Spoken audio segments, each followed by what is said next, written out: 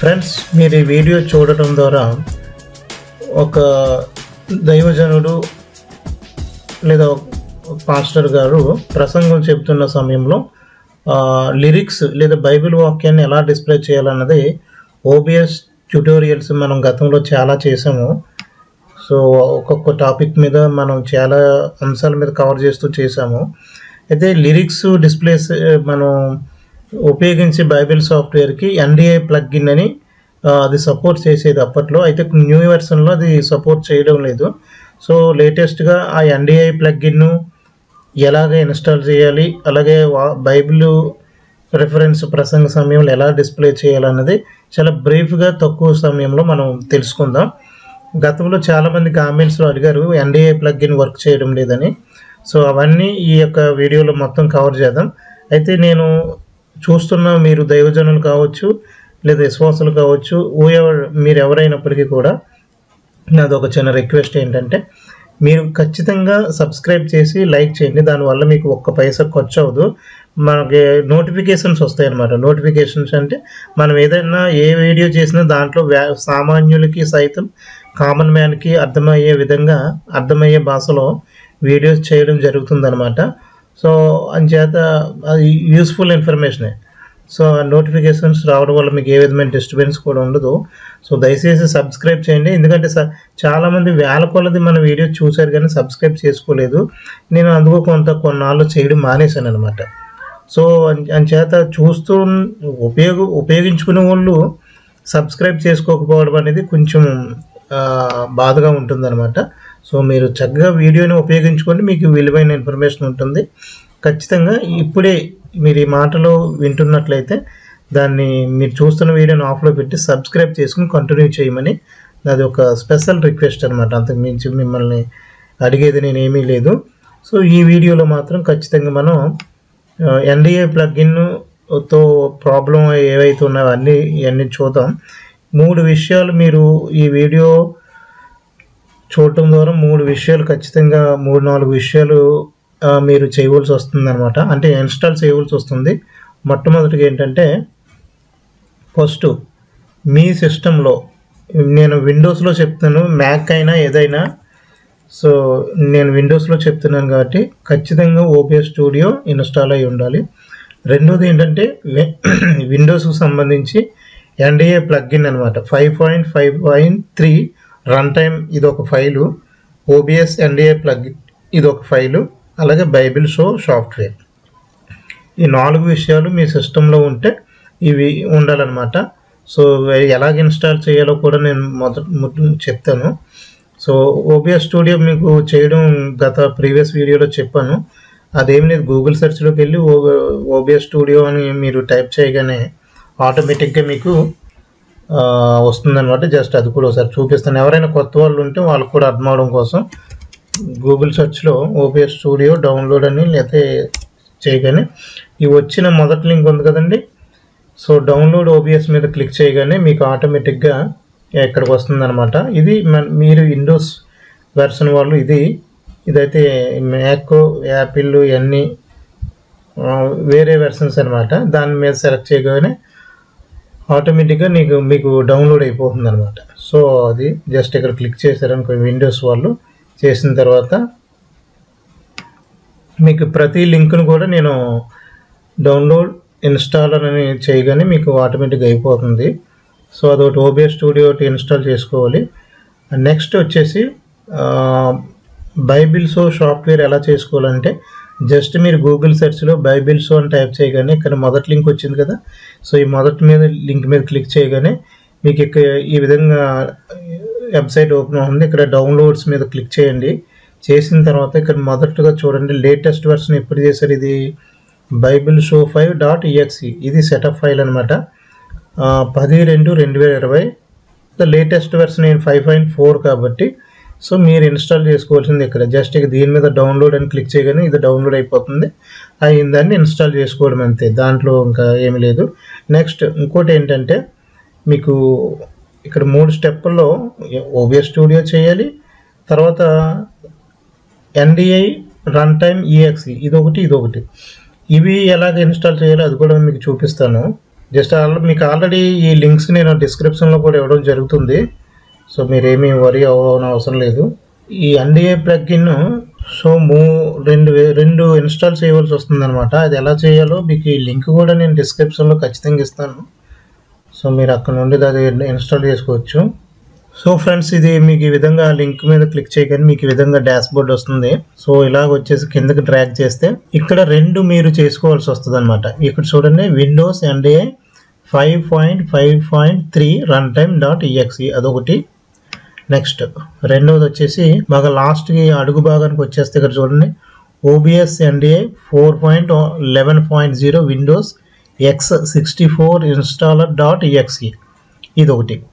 అయితే ముందు ఏది చేయాలి అంటే, ముందు ఫస్ట్ మీరు ఏది ఇన్స్టాల్ చేయాలంటే ఇది చేయాలి.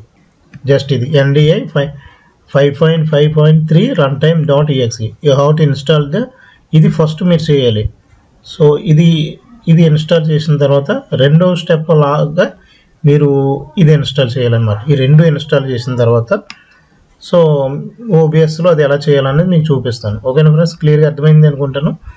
ఇప్పుడు ఏంటంటే బైబిల్ సో సాఫ్ట్వేర్ కూడా ఎలాగ ఇన్స్టాల్ చేయాలో మీకు చూపించాను. పెద్ద కష్టమే ఉండదు, ఇది డౌన్లోడ్ చేయడం, ఇన్స్టాల్ చేయడం. అయితే నేను టైం కన్జంప్షన్ అయిపోతుంది కాబట్టి నేను ఆల్రెడీ ఇన్స్టాల్ చేసి ఉంచాను. సో డైరెక్ట్ నేను వీడియోస్లోకి వెళ్ళిపోతాను.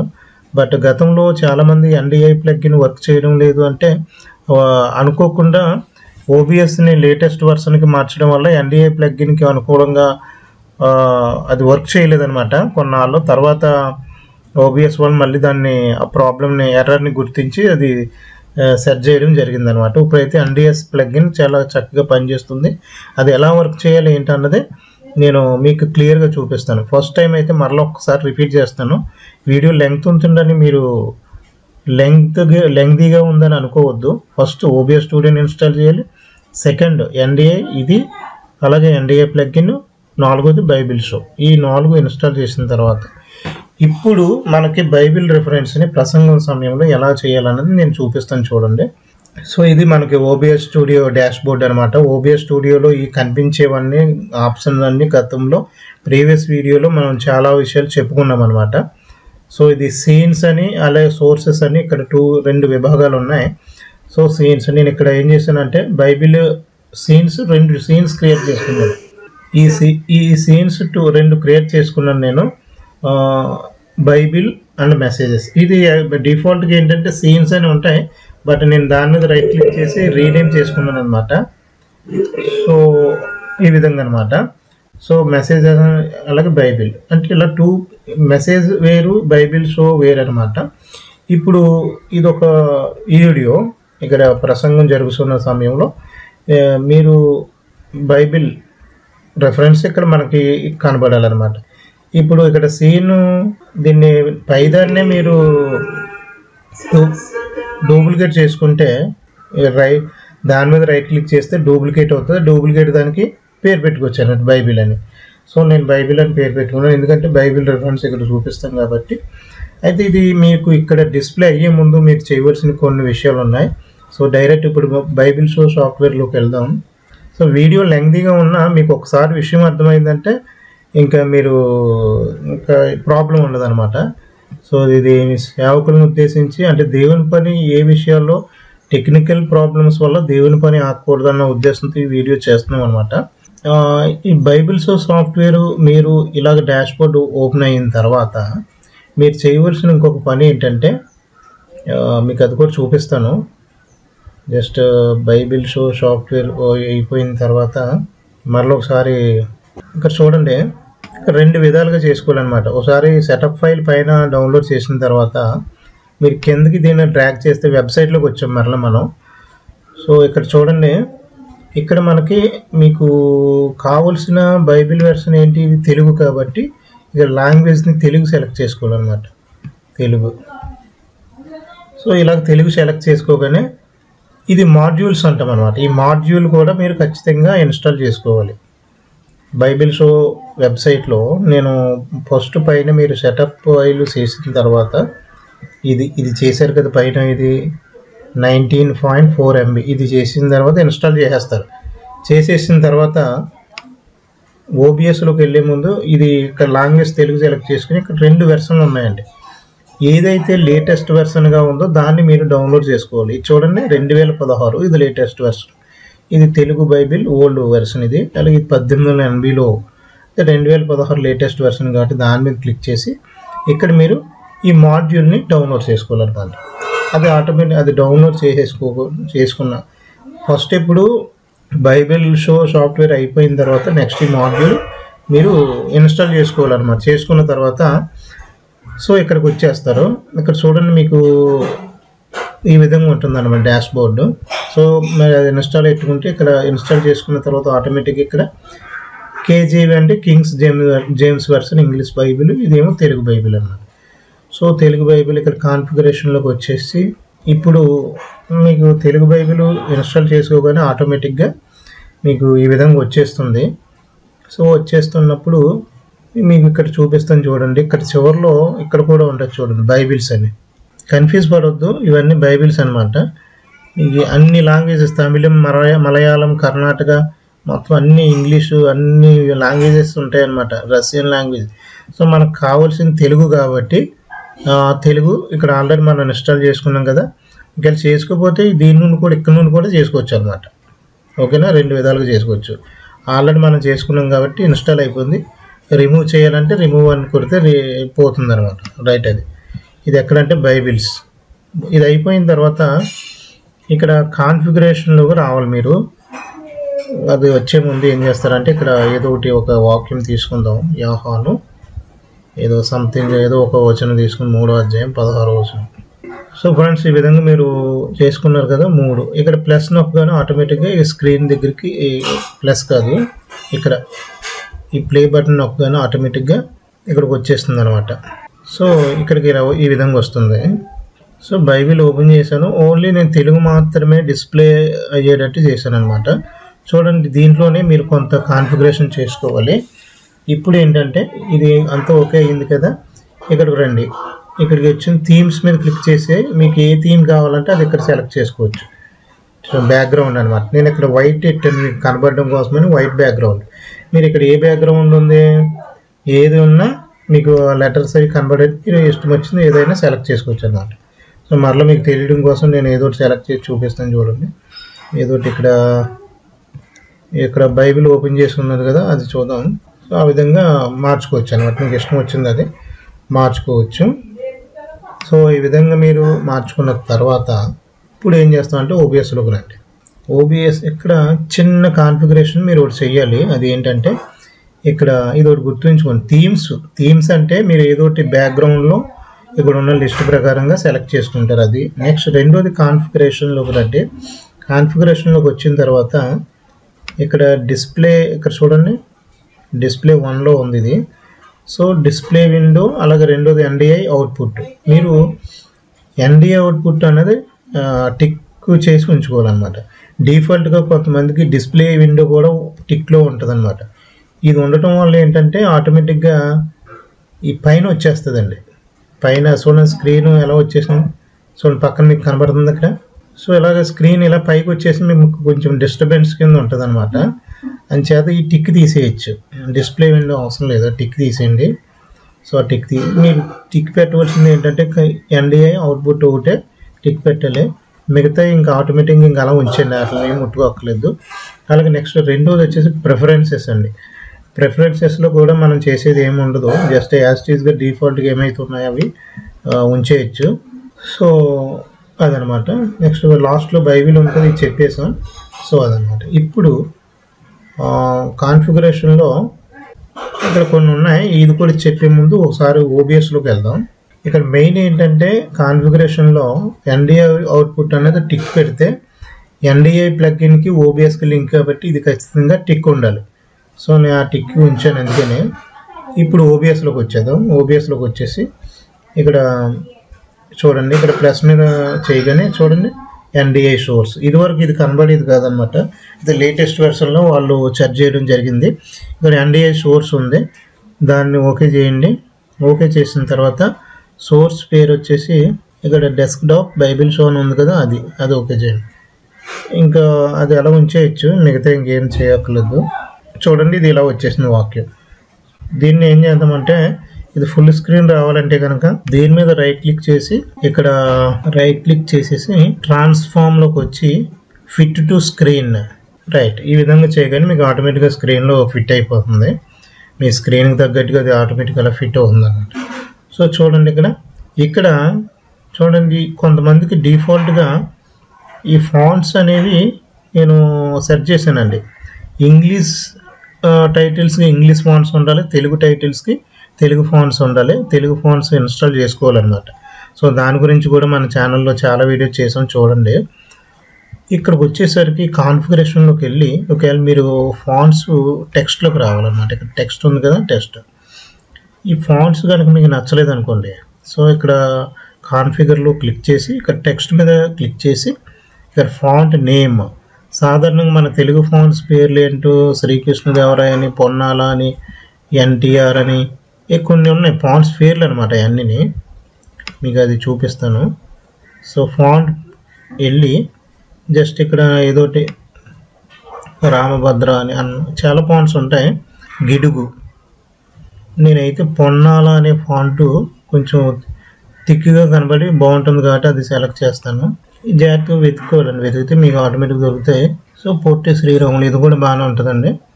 సో ఇది కూడా ఉంటుంది. ఇక్కడ మార్చుకుని ఆటోమేటిక్గా ఇక్కడ కూడా మారిపోద్ది అనమాట. చూడండి మారిపోయింది. సో బ్యాక్గ్రౌండ్ మార్చుకోవచ్చు. బ్యాక్గ్రౌండ్ మీకు క్లియర్గా కనబడేటట్టు థీమ్స్లోకి వెళ్ళి సో ఇక్కడ మార్చుకుని ఆటోమేటిక్గా మీకు ఓబిఎస్లో కూడా మారిపోద్ది అనమాట. చూడండి ఇక్కడ మెసేజ్ జరుగుతూ ఉంటుంది, వీడియో మెసేజ్ ప్రసంగం సమయంలో ఏదో ఒక రిఫరెన్స్ చెప్తారు. అన్నీ మీరు బైబిల్ ఓపెన్ చేసుకుంటారు. ఓపెన్ చేసుకుని ఇక్కడ బైబిల్ షోలోకి వచ్చి ఇక్కడ వాక్యం ఏదైతే అది మనకి ఏదైతే అది యోహాను అయితే యోహాను ఏదైతే అది ఇక్కడ ఓపెన్ చేస్తామన్నమాట. చేసిన తర్వాత ఇక్కడ మనకు డిస్ప్లే అవుతుంది అనమాట. సో ఇది ఈ బైబిల్ షో యొక్క కాన్ఫిగరేషన్ ఈ విధంగా ఉంటుంది అనమాట. సో ఫాంట్స్ అవి మనకి ఏది కావాలంటే అది పెట్టుకోవచ్చు. అలాగే బ్యాక్గ్రౌండ్ ఇక్కడ ఆల్రెడీ ఇది ఉంది, ఏది కావాలంటే అది లేఅవుట్ అని ఇది రకంగా మార్చుకోవచ్చు అనమాట. మీరు మెయిన్ వర్క్ ఏంటంటే ఇక్కడ మీకు కావాల్సింది టెక్స్ట్ని మీరు కనబడేటట్టు. కొన్నిసార్లు ఇంగ్లీష్ కూడా అవుతూ ఉంటుంది అనమాట. కొన్నిసార్లు అటువంటిప్పుడు ఏం చేస్తామంటే బైబిల్ షో సాఫ్ట్వేర్లోనే కేజేవి టిక్ పెట్టుకుంటాం. చూడండి ఆటోమేటిక్గా కేజీవి టిక్ పెట్టుకొని సేమ్ పైన తెలుగు కింద ఇంగ్లీష్. సో మన అవసరం బట్టి మనకి ఓన్లీ తెలుగు అయితే తెలుగు ఒకటి టిక్ ఉంచుకుంటాం. ఈ విధంగా కూడా మీరు మార్చుకోవచ్చు అనమాట. చూడండి ఇక్కడ ఈ విధంగా మీరు బైబిల్ వాక్యాన్ని మార్చుకోవచ్చు. ఇప్పుడు బైబిల్ షో సాఫ్ట్వేర్లోకి వెళ్దాం.